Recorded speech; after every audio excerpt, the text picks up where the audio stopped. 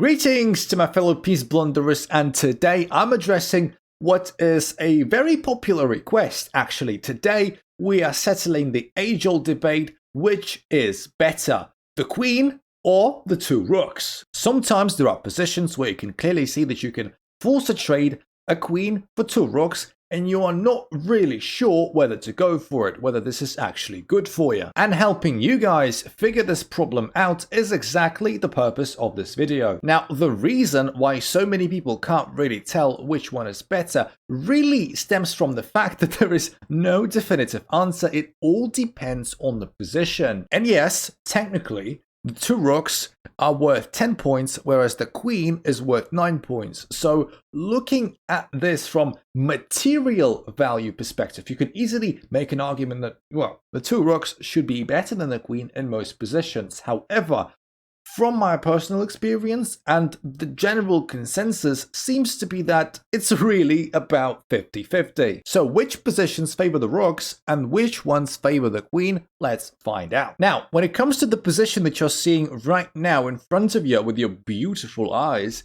I'm going to spoil it for you.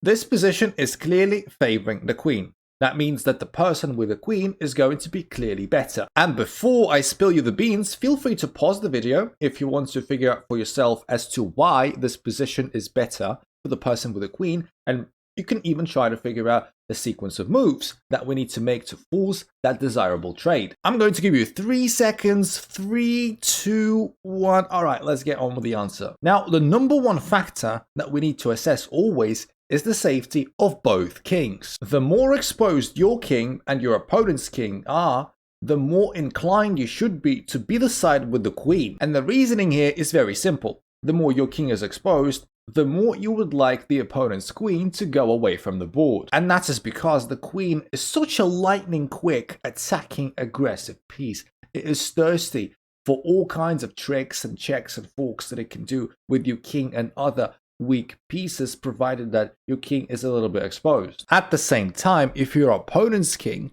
is weakened, then of course we'd like to keep the queen for this exact same reason. And as you can clearly see here, the black king is far from the safest of kings, and to be honest, so is ours. This diagonal is indeed slightly exposing.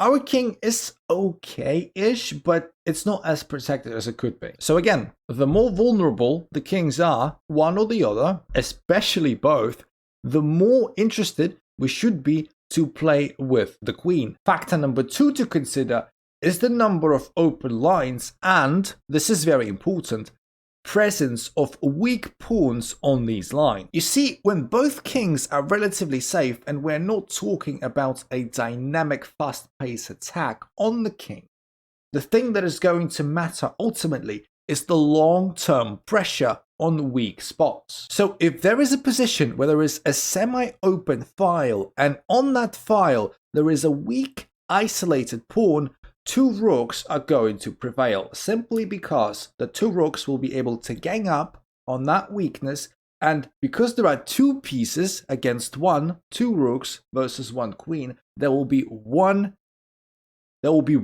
defender versus two attackers. That's why two rooks will always be successful, just singling out these weak spots and aggressively attacking them and ultimately capturing them. And that's why, yet again, this position is clearly favoring the queen, is that, well, you could say, well, you know, there is one open file, two, there's one semi-open file, that's quite a lot. Yeah, maybe, but there are no clear weaknesses to attack along those files. For example, the only pawn that I see on those three files is the pawn on e6, and it's quite supported, it's quite strong. Like, what are the two rooks supposed to target in this position? Even if we imagine a situation where both rooks somehow get well coordinated enough to get to the 7th rank and maybe pressure a7 and f7 via like rook d7, rook e7, then rook d1, and then rook d6, that's a lot of moves. This is a lot of time that we will probably not have to get these rooks to these positions. And factor number 3, of course, which is In this position, not much of a factor, but in some other positions, this is a really huge factor. It's the coordination of the rooks. If the rooks are not connected, completely disjointed, doing different things on different sides of the board, the queen is obviously going to prevail because it's going to take a bit of time for us to connect those rooks, and this lost time could be very crucial to us. Now, enough with the boring theory, and let's get into the practical stuff. We have already determined that this position is clearly much better for the queen. That's why we need to figure out a way how to get the position where we're going to have the queen against the two rooks. And if you've already found a move to do that, congratulations, we can easily force the trade with rook a to c1, staring at the queen and at the rook behind it as well. And you may ask me, well, wait, what? Forcing an exchange? The queen has got like a half a dozen retreating squares. What are you talking about, mate? But all of them are bad. All of the retreats are bad, and I'm not going to go over all of them. I'm just going to give you a sample line where one of the retreats is happening. For example, queen b8, and we're just going to simply take the rook, and the rook cannot really recapture because then the h6 pawn is hanging, so the queen has to recapture, and we can now easily get a winning position with queen e5 check, skewering the king and rook. Of course, we're not capturing the rook just yet because the king just goes to g8 and defends the rook, but it's not even the point. We can now easily do something like knight f6 check, and the king doesn't really want to step into g7 to get, you know, discovered checked all over the shop. So they would like to go maybe to f8, and after that, we're just going to capture that bishop there. And the best move is actually queen c5 check, and now king h1. The rook is under attack, and the queen can't really capture that pawn knight. If the pawn captures, we can just capture the rook, and the position is a mess for black, it's obvious. So we've got queen takes on the board, and this is actually where I'd like to talk about a totally separate thing, but a very important thing still. It will be very easy to just automatically recapture with the rook there, because when a lot of exchanges happen, we don't tend to think through all of the individual moves in that exchange pattern. When we think about an exchange in a way that, you know, queen takes, rook takes, rook takes, this is how we calculate, right? This is how we think about them. And this is not exactly the correct mindset. We need to break these moves down individually. And what I'm talking about, after queen takes, do you really need to recapture the queen with the rook immediately? Or is there an intermezzo move that you can throw in between that one and the previous one? You see, if we capture the queen immediately with rook takes on c1, we are actually going to get a completely drawn position. It's a crazily drawn position, but it's not giving us any edge whatsoever. After rook takes on c1 with check, we need to go king f2 because that's the only legal move. And now f5. f5 attacking our knight on g4, and there aren't really that many good squares for the knight. The knight can go to e5, but after rook c2 check king e1, for example, trying to approach the rook, the black pieces can throw in a king f6, attacking and harassing that knight once again. Knight on e5 visually seems nice, but actually is rather vulnerable, and the knight has to retreat to somewhere like d3, and after rook takes g2, knight takes f4, and rook back to c2 because the knight just attacked it. The position is quite messy. Black is 2 points up in material, and that king is not as weak as we would have liked as white. And yes, there is queen g6 check, but after king e5, you'll find that the king is surprisingly comfortable in the middle of the board, surrounded by some pawns, by a bishop. And if you say, whoa, wait a minute, I've got queen g7 check. Look at this fork. Well, your knight is now hanging. And after king takes f4, queen takes h8, and rook takes h2, black is still up material. And you could argue that their king is relatively safe and far more active. And In this sort of setup, you've got to favor black, and the engine is agreeing. It says minus 1.5 for black. So all I'm saying, my beautiful people, do not rush these exchanges. Think about these moves individually and break them down, break these sequences down, and maybe look for an improvement after one move or another.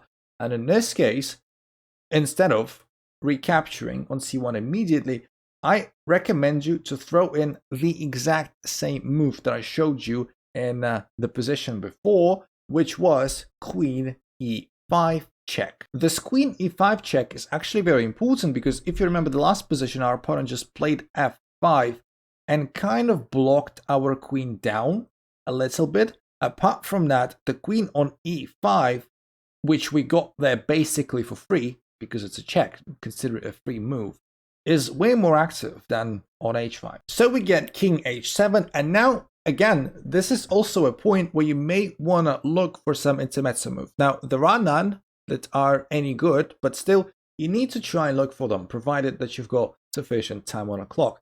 This is where we finally capture that queen on C1, takes with check. Again, the only legal move, which is King F2, and now the opponent would likely check one more time.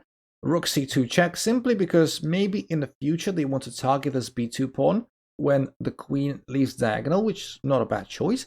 King E1, also a very good choice, trying to maybe approach the rook, trying to threaten it. Rook H to C8, connecting the rooks, but honestly, this is not very scary.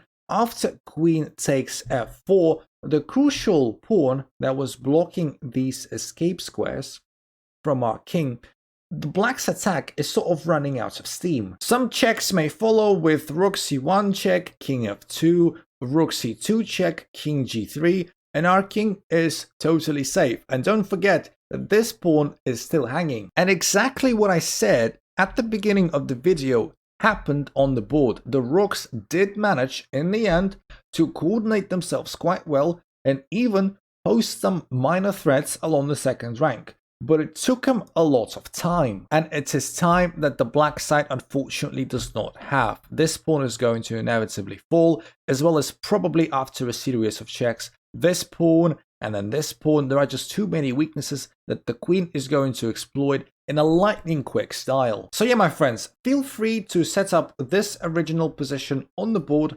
yourselves and take a look at some other lines that you consider maybe even more interesting than the one that I showed you, but the verdict remains clear no matter what. This is clearly a queen position, and starting from here, after Rook A to C1, as I showed you, the engine is telling that this position is plus 2.5, reaching up to plus 3 for white. And now let's study the case of the two rooks being the more optimal choice. And this is a position where the exchange has already happened, so we don't need to look at that. Let's study the factors that we need to look at to decide whether the queen is better or the rook is better. Okay, so the safety of the kings. Both kings are quite safe, which is good for the rooks.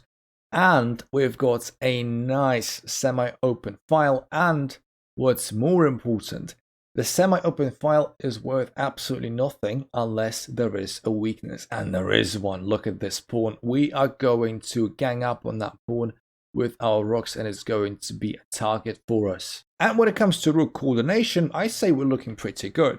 When the knight moves away, and at some point it should, because the knight wants to develop, we are going to connect the rooks quite organically, and then we can probably even double them up along the e-file if we so wish. So, having determined that this position should favor the rooks, what are we supposed to do? Well, unsurprisingly, we're going to do the exact opposite of what we do when we have the queen.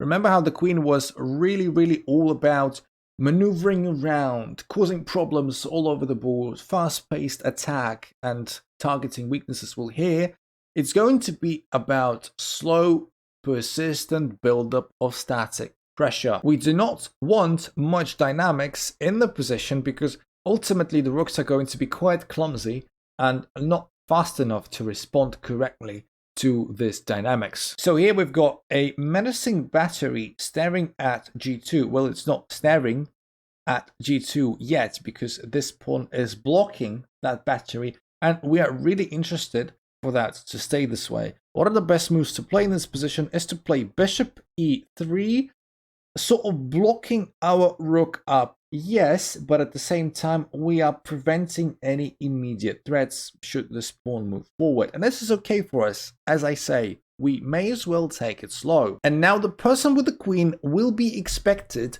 to start probing for some weaknesses. For example, the best move in this position is going to be queen f6. Looking at that b2 pawn, we're going to respond with c3, defending and blocking. And here is where I would like to take another detour and tell you one more very interesting thing about this position. You see, this one is different from position number one that we had before in this video. And I know it's supposed to be different, right? Of course, after all, the first position favored the queen, and this one is supposed to favor the rooks. Yes, but the first position was +3 for white. It was +3 for the side with the queen. So the side with the queen was definitively winning. This position, however, is all zeros as it stands right now, is a draw, right?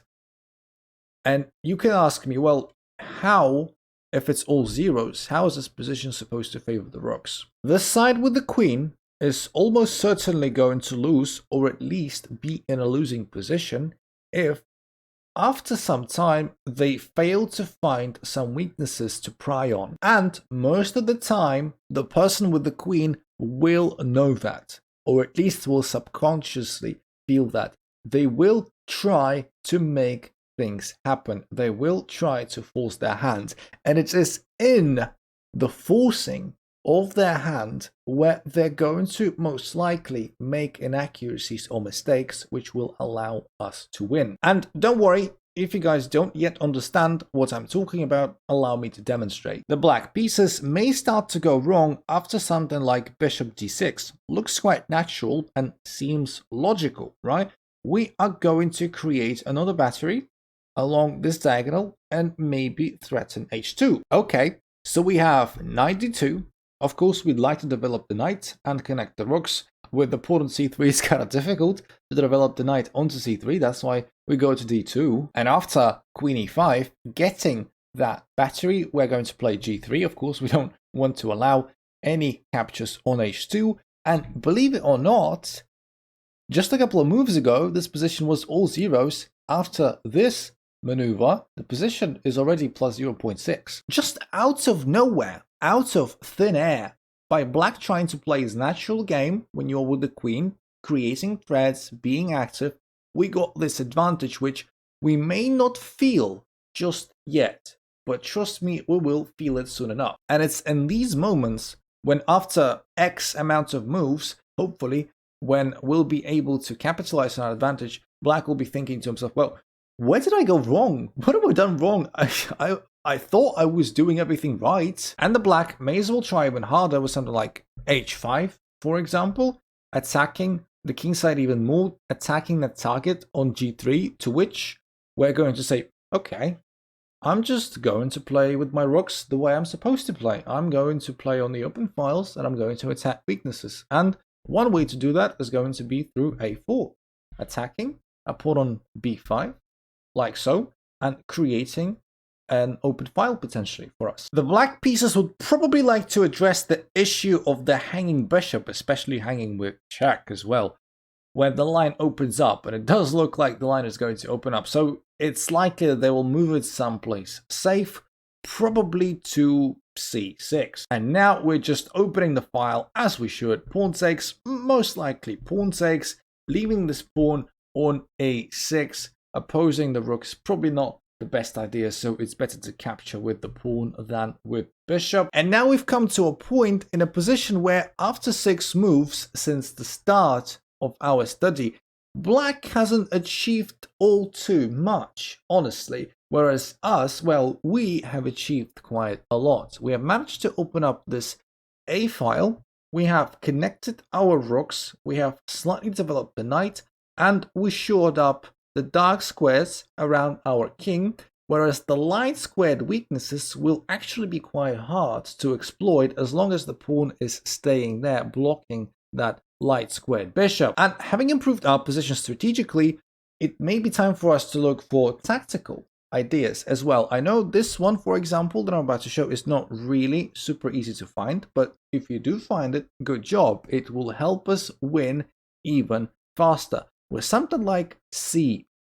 If the queen takes the pawn on b2, there is a very painful response with rook to a6, skewering both bishops, and there is no way really to save both. A piece is going to drop for black and it's basically game over. If pawn takes, we can recapture with the knight, and the knight is now forking the queen and the bishop, as well as defending that pawn on b2 quite crucially.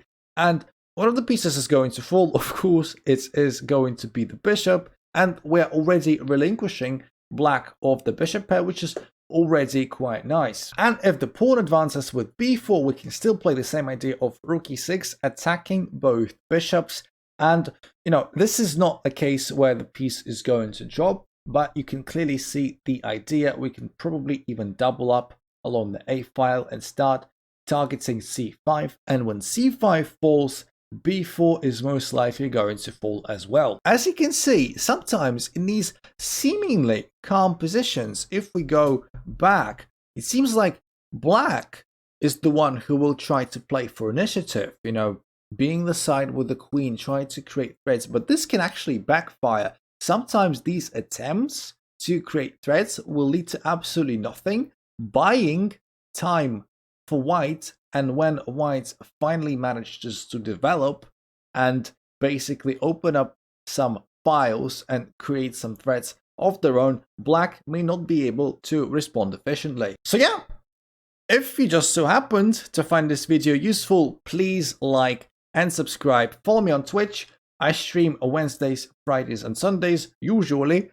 Find me on chess.com, join our Discord, all that good stuff. And I'm going to talk to you very soon, my favorite unintentional gambiters. Love you all. See ya in the next one.